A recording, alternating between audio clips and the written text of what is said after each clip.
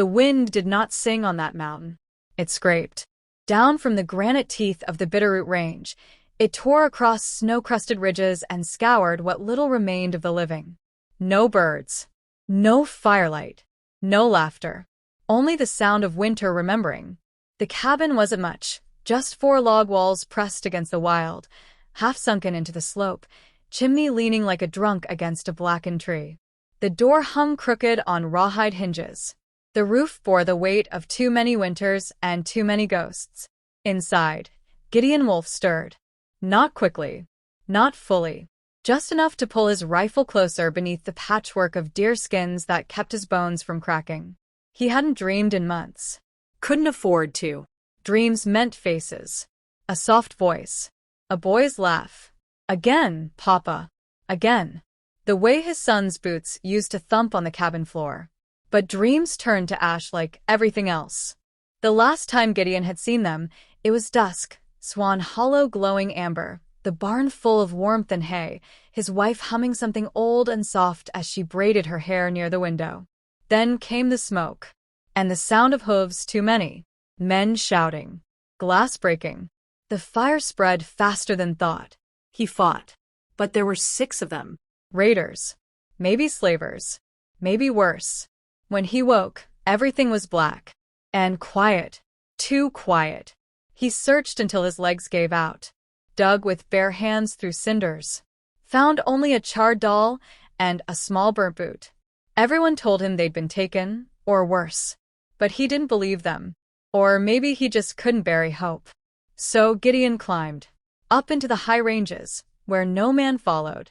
Built a place not to live, but to vanish. To lose time. To let pain settle into the bones and become something solid. Like ice. Like silence. He grew his beard out. Stopped speaking.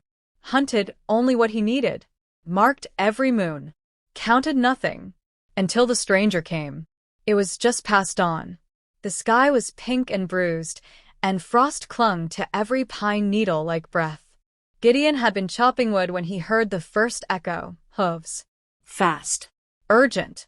He turned, eyes narrowed beneath the hood of his fur-lined coat. From the tree line emerged a single rider, a thin man hunched low, his horse heaving steam as it galloped hard toward the clearing. The rider didn't stop. He didn't even speak. Just flung a canvas satchel toward Gideon's post and vanished back into the trees like smoke blown off a wick. Gideon waited until the hoofbeats faded completely, then walked to the bag. It was old, Union issue, blood-stained, the strap nearly torn. Inside was a moldy piece of jerky, a rusted knife, and a leather-bound ledger with cracked corners and brittle pages. But beneath that, something else. A folded parchment. He knelt in the snow, unwrapped it carefully. The wind dipped, as if holding its breath. It was a flyer. An auction flyer. Deadwood City. Property sale, March 12th. Lot 7. Adult woman. Brown hair. Estimated age, 29. Strong. Quiet. Obedient. Lot 8. Male child. Age 6. Light eyes. Good teeth. No visible scars. Compliant. 2 numbers beside their descriptions. $38. $19. No names. No photos. But Gideon didn't need names. He knew that handwriting. His wife's brown hair. His son's eyes. The auction was 3 ridges south. Less than a week away. The satchel slipped from his hands. Snowflakes settled onto the flyer as if trying to cover it. Gideon didn't blink. Didn't move for a long time. The mountain went silent. Then slowly he rose. He walked back to the cabin, every step measured. Inside, he began to pack. Not frantically. Not hurried. With ritual. The old knife his father gave him. His wife's locket, hidden in the floorboard. The leather pouch of dried meat he'd been saving for the hard months. He rolled a blanket. Tightened his boots. Then opened the pine chest he hadn't touched in 5 years. Inside was a coat. Black. Heavy. Lined with buffalo hide and stitched by his wife's own hands the year before the raids. He ran his fingers across the seams. Then pulled it on. It still fit. The snow kept falling, but he no longer felt cold. He pulled his rifle from above the door, checked the sight, sharpened the blade at his hip, fed the mule just enough to move, and saddled it without a word. And then, just before dawn broke fully across the sky, Gideon Wolf looked back at the cabin one last time. Not to say goodbye, but to remember what silence had cost him. He gripped the flyer in one hand. In the other, his son's old wooden horse, still scorched from the fire. The wind picked up again. Harsh. Icy. It didn't matter. The mountain man was coming down. And this time, he wasn't alone. He carried something colder than winter. He carried fire. The land changed as he rode south. Gone were the sharp pines of the high range. Now the trees stood broken and bare, like ribs punched through the skin of the earth. Ash clung to the snow. Smoke drifted faint in the distance, curling low as if ashamed to rise. Gideon rode through it all, his eyes set forward, jaw clenched against wind and memory. The mule wheezed beneath him, but he didn't stop. Every ridge he crossed brought him closer to the map etched in his blood, the last place his family had been seen alive. He hadn't spoken in days. Didn't need to. His silence said everything the world refused to hear.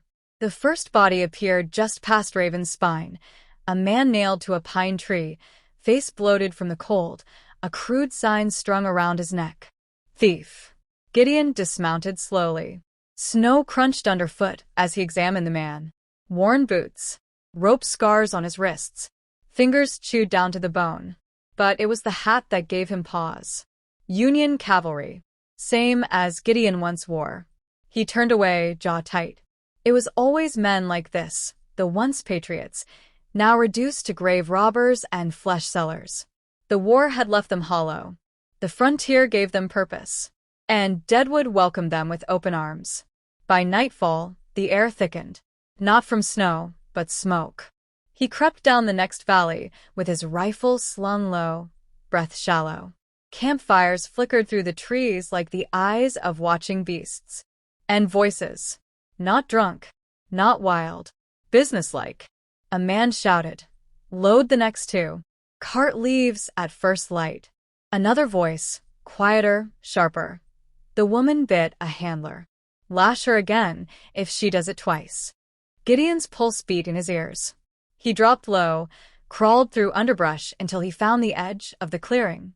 There, beside a half-burned wagon, stood a woman and child, bound, shivering, cloaked in smoke. The boy clutched a tin toy horse. Limped slightly. Looked too small for his age. Gideon's hands clenched. His breath hitched. For a heartbeat, he couldn't move. It wasn't them. Not his wife.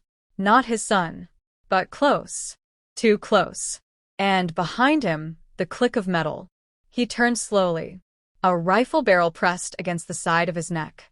Behind it, a man older than sin, face leathered by sun and time, wearing a duster coat faded to ash gray. His eyes were sharp, untrusting. He didn't speak at first, just held the gun steady, then gestured toward the trees. Gideon followed without a word. They stopped near a stream where the ice had cracked open like a wound. There, the old man finally lowered the rifle. "Don't see many come down from the high ridges this time of year," he said. His voice was dry and ragged, like it had once shouted orders through a war and forgot how to be soft again. Gideon didn't answer. The man nodded slowly. "Silent type, huh? Thought so. You look like a man who buried too much and never got to mourn." Still, Gideon remained quiet. "I'm not your enemy," the old man said. "Name's Ash. Been tracking that camp for a week. That wagon you saw? Not the only one. They move folks through here like cattle. Branded, bartered, sold to buyers in mining towns." He reached into his coat and pulled out a torn page. Dirty, blood-specked. Another flyer. Another auction. Another set of price tags. He handed it to Gideon. "Found that near Black Ridge," Ash muttered. "Recognize anything?" Gideon turned the paper over. A child's drawing was sketched on the back. A log cabin. Smoke curling from a chimney. A tall figure, a small figure, and a woman with braided hair. Crude. Simple. but the blue crayon lines were familiar. Gideon's hands shook. His son used to draw like that, always with blue sky, even when there wasn't any. I saw them, Ash said softly. Few weeks back. Boy limped. Woman didn't speak much. They moved them south. Deadwood's holding the next sale in 3 days. If we wait, your family ends up in a brothel or a mine shack. Gideon raised his eyes. Cold. Focused. Ash took a slow breath. There's a back trail. Not on any maps. Old smuggler's route. We can cut through the Ghost Valley, hit Deadwood before the buyers arrive. He reached into his coat again, this time pulling out a flask. Took a long swig, then offered it. Gideon shook his head. Ash chuckled. Didn't think so. You strike me as a man who keeps pain neat and folded, like church clothes. They made camp in a hollow behind the rocks. No fire, no talk. Only breath and night. But in the dark, Ash spoke again. I had a girl once, he said. Red hair. Laughed like a creek. We got caught in a crossfire near Shiloh. I told her I'd fix everything once the war was over. He spat. War ended. But she never came home. And I never fixed a damn thing. Gideon listened. Eyes closed. You think you're going to find peace by getting them back, Ash muttered. But the truth is, peace doesn't come after blood. It comes when you stop needing it. Gideon finally spoke. Just once. They're not dead. Ash looked over. The mountain man's voice was quiet. Rough. Like bark breaking after a long winter. Not yet, Gideon whispered. Ash nodded. Then we ride at dawn. The next day, they crossed the ice river where wolves tracked them from a distance, and buzzards turned lazy in the sky. By midday, they reached the ridge that overlooked Deadwood. And what they saw hollowed them both. A makeshift corral. Dozens of wagons. Men with rifles guarding cages built from iron and timber. Children sleeping on hay. Women staring at the ground. No laughter. No hope. A town of chains. Ash crouched low. Unrolled a map carved on buckskin. They keep the valuables in the old meat cellar. Behind the butchers, stone wall, thick bars, back exit. Gideon stared through the looking glass. Then there, through the cracks in the butcher's siding, he saw her. Braided hair, shoulders hunched, cradling something close. A boy. Thin. Pale. And in his hand, the tin horse. His fingers curled around it like it was the last piece of the world. Gideon nearly dropped the scope. His heart kicked against his ribs. The air in his lungs turned to fire. Alive. Both of them. Ash touched his shoulder. We go tonight. No second chances. We get in, we get them, we get out. Gideon nodded once, then turned toward the fading sun. And for the first time in years, he prayed. But not to be spared. Not for peace. Just for one more breath beside them. Just one more sound of his boy's voice. Daddy. They waited for darkness to swallow the valley. From the ridge, Deadwood looked almost peaceful. Lanterns glowing behind warped windows, smoke drifting up from cook fires, silhouettes of men drinking and spitting in the dust. But there was no peace here. Just commerce in its oldest form. Flesh and fear. Ash checked the cylinder of his revolver by feel alone, hands practiced. His knuckles were swollen from old breaks. He didn't look at Gideon. Just spoke low, like he was trying not to wake something sleeping in his own chest. You still sure? Gideon's eyes were locked on the butcher's roof. A narrow vent pipe speared through the shingles, just wide enough to lower a child through if you dared. There and there. Ash gave a thin smile. Then we end this. They left the mules tethered in the ravine. No escape plan worth trusting. No way to circle back. Just one line drawn straight through the middle of a nightmare. They moved fast and silent across the outer yard. Past the corral where other families lay trussed in wagons. Past a drunken guard whose snores rose like a warning bell. Ash slipped into the alley first. 2 steps behind, Gideon paused at the window. Peered through the filthy glass. A lantern hung from a hook, flickering over the cellar stairs. At the bottom, a woman sat against the far wall, arms around a boy's thin shoulders. The boy clutched something small to his chest. Even in the dim light, Gideon knew the shape of that toy. Tin horse. His knees almost buckled. He caught himself on the sill, breath burning. He wanted to crash through the glass, to tear the locks from the doors with his bare hands, but the years in the mountains had taught him patience. Movement without noise. Rage without waste. Ash laid a hand on the latch. In the dark, their eyes met. Two men who had lost everything and come back for what little could be saved. Then Ash slipped inside. The butcher's shop was rank with old blood and sawdust. Rusted hooks lined the ceiling. Chunks of salted meat hung like trophies. At the far end, a thick wooden door. Padlocked. Gideon drew the long knife from his belt. He worked the shank into the hinge pins, slowly, each scrape of iron against iron loud as thunder in his skull. Above them, a floorboard creaked. Voices drifted down. Gettin' paid double for that woman? Don't care, as long as they're gone by morning. A laughter like gravel. Ash raised 3 fingers. Counted down. 3, 2, 1. Gideon wrenched the hinge free. Ash jammed the lock with the barrel of his gun. With a grunt, they heaved the door open. The woman flinched back, clutching the boy so tight his breath hitched. Gideon dropped to one knee. "It's me," he whispered. For a second she didn't move. Didn't believe. Her face was hollowed by months of fear. Then she pressed her palm to his cheek, shaking so badly she almost toppled. "Gideon." The boy stared up at him, wide-eyed, disbelieving. "Daddy." He couldn't speak. Only pulled them both in, arms locked around them like he could hold the world together by sheer force. But there was no time. Ash leaned close. "We go out the vent. You first." Gideon nodded, voice raw. "You. I'll cover the yard." No. But Ash was already moving, shoving a crate under the vent shaft, testing the rope he'd rigged hours before. "Take them. Go." The boy fit through first, small hands scrabbling at the icy bricks as Ash boosted him up. Gideon helped his wife next, bracing her feet. The moment her body disappeared into the vent, relief nearly knocked him to the floor. But the sound of a door slamming upstairs brought him back. Boots pounded across the floorboards. Ash raised his revolver. "Get moving, mountain man." Gideon hesitated. He looked at Ash, the old soldier, the stranger who had chosen to stay behind. "Come with us," Gideon rasped. Ash's smile was soft, almost weary. "This is as far as I go." Gideon gripped his shoulder, hard, then turned and hauled himself into the vent. Cold metal scraped his ribs.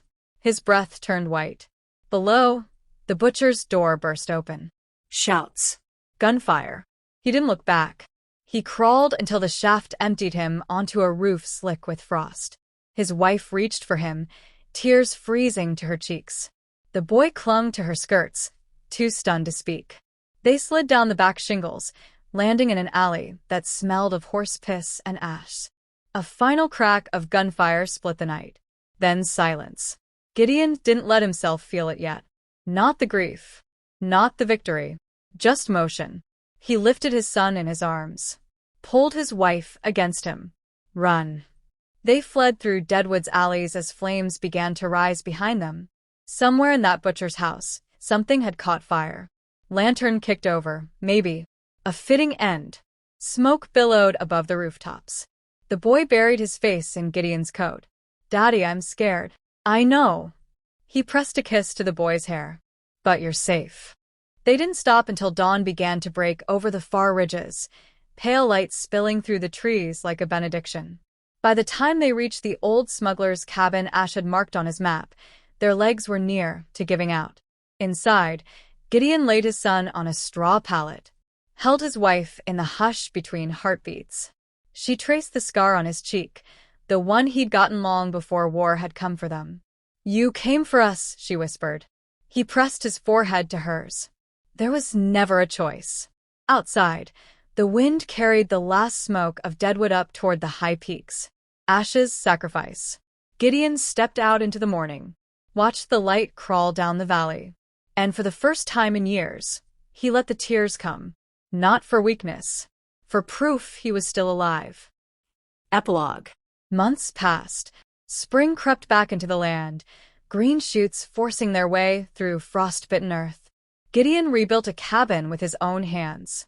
No longer a hermit shelter, but a home. A place with a table, a hearth, a cradle in the corner. At night, when the boy dreamed, he no longer cried out. Sometimes, when the wind came cold down the ridges, Gideon would step outside, stand beneath the stars. He didn't pray for peace anymore. He simply breathed, because in that breath lived everything he had almost lost, and everything he still held.